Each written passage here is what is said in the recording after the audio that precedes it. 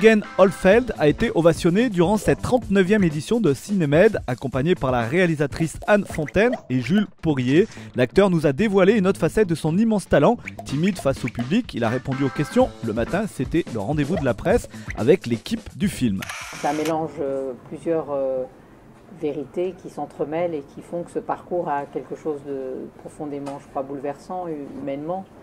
Et de voir aussi comment on peut inventer sa vie alors qu'on est parti avec un départ quand même très difficile, dans une famille qui ne comprend pas, qui passe à côté, où on est exilé finalement dans sa propre famille.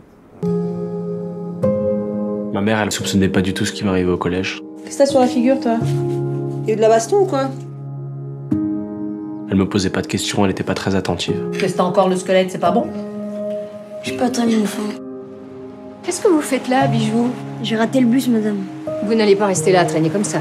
Tu veux essayer, Marvin? Essayer quoi? D'improviser.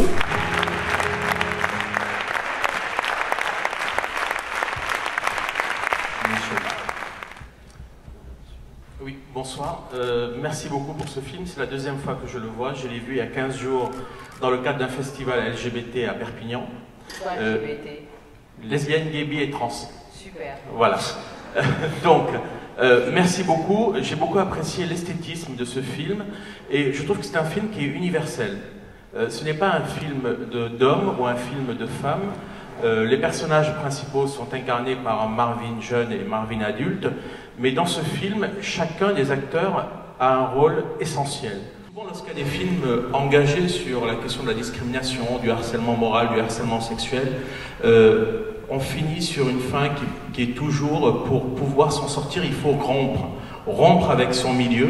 Et ce que je trouve très beau dans ce film, c'est que finalement, Marvin a réussi à s'émanciper de son milieu sans pour autant rompre, puisqu'à la fin, il y a une réconciliation symbolique avec son milieu d'origine qu'il a opprimé, qu'il a persécuté et qui a été parfois pas assez attentif aux souffrances qu'il subissait dans l'éducation nationale et autour de lui. T'appelles ça élever un monde, toi? Une vraie gonzesse, vous avez fait de lui, sérieux? En vrai, la journée, t'es même pas foutu d'aller chercher Marvin. Moi vivant, on cramera pas une goutte d'essence pour ces conneries de théâtre. Pourquoi il nous fout la honte comme ça aussi avec sa manière de péder? Je me suis sauvé pour devenir quelqu'un d'autre. C'est-à-dire soi-même. Puisque vous êtes comme moi, faites quelque chose de votre différence.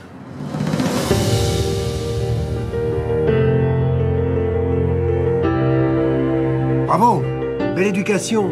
Isabelle Huppert. Bonjour. Marvin, tu verras, c'est un garçon très intéressant. Mais j'en doute pas. Je pensais que ce qui était intéressant, c'est d'avoir le rapport du jeune garçon sur ce qu'il allait devenir et du vieux garçon, enfin du garçon plus âgé, sur ce qu'il avait été, et le fait d'entremêler. C'est pas un film de montage, ça a été conçu vraiment comme ça, cette structure alternative qui, je pense, donne quelque chose de tonique et finalement qui va vers la lumière et vers la vie. Et ça, c'était très important de construire cette histoire de cette façon-là, qui est quelque chose de vraiment positif, dans le sentiment qu'on peut avoir malgré la difficulté de départ, évidemment, qui est violente. Marvin, ça me touchait énormément de créer ce parcours et de l'investir, et de voir comment on peut transcender sa classe sociale, comment on peut se réconcilier aussi avec, et comment on peut faire de sa différence quelque chose de créatif. C'est ça qui est important, c'est ce message-là qui est important pour les gens jeunes, comment le théâtre peut tout d'un coup mettre en lumière un tempérament, l'idée qu'on peut se sortir de son endroit, quoi, parce qu'au départ il a une vie fermée, c'est des personnages qui ont une vie enfermée et qui vont arriver à se bouger vers quelque chose vers la lumière, une forme de lumière. Je fais un seul en scène. Votre avis compte énormément pour moi. D'où ça vient ça? D'où il tient ça, lui? Je l'ai cogné, moi? Moi, ouais, j'étais cogné, moi.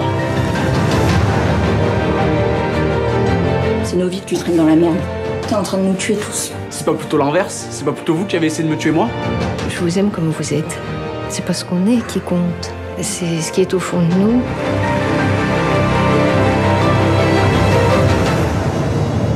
Je pense qu'on réfléchit forcément avant de faire un film comme ça qui parle autant de sujets qui est quand même assez fort. Enfin, le scénario déjà était assez fort.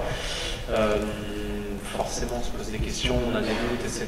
Mais c'est vrai qu'effectivement avec Anne, ce qui est bien, c'est que je pense que moi comme Jules, enfin voilà, ça c'est mon point de vue, mais on s'est quand même laissé aller, laissé guider, et effectivement je pense qu'il y a un moment où il faut lâcher prise. Et il est question de ça. Mais voilà, c'était très chouette de tourner le film, même si c'était assez éprouvant, assez intense et tout. Mais c'était super.